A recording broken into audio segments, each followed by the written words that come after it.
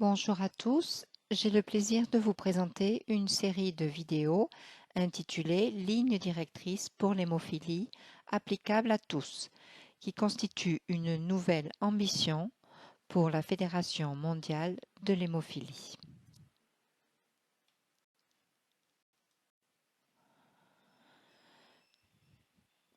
Il s'agit de la 3e édition des lignes directrices. Les lignes directrices pour la prise en charge de l'hémophilie existent depuis le début des années 2000 avec la première édition. Il s'agit aujourd'hui de la 3e édition qui a réuni un groupe d'éminents experts cliniques du monde entier dirigé par Alok Shrivastava. Vous pouvez voir que les responsables des différents chapitres sont tous répertoriés ici. Ils ont été complétés par d'autres experts cliniques du monde entier qui ont contribué à la synthèse des lignes directrices.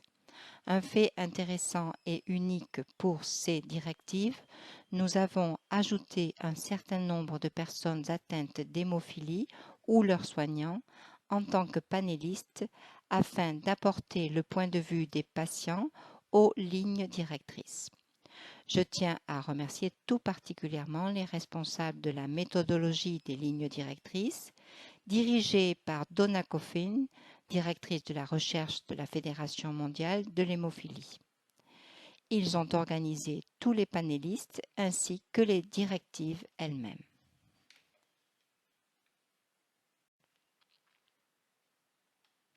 En quoi consistent ces lignes directrices ?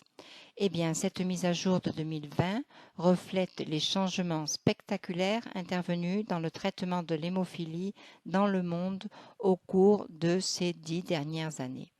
Nous avons un total de 12 chapitres, dont 6 nouveaux chapitres et un total de 340 recommandations pratiques.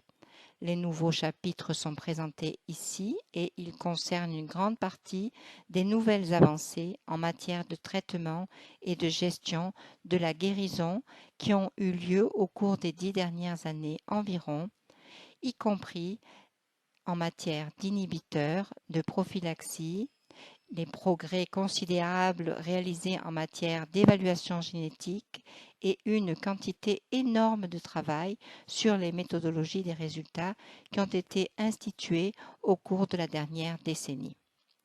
Nous avons également conçu ces lignes directrices pour qu'elles soient applicables à l'échelle mondiale. Et je veux dire par là qu'il importe peu que vous disposiez d'une abondance de facteurs de coagulation ou de très petites quantités de facteurs de coagulation. Les recommandations sont conçues pour vous permettre de maximiser le potentiel de traitement et de prise en charge des patients où que vous soyez dans le monde. Notez que ces lignes directrices sont également disponibles en 5 langues. La méthodologie de ces lignes directrices a été grandement améliorée. Nous disposons d'examens systématiques. Nous avons fait une série de déclarations de consensus basées sur l'expertise de notre panel. Comme je l'ai mentionné, nous avons ajouté des personnes atteintes d'hémophilie pour apporter ce genre de perspective.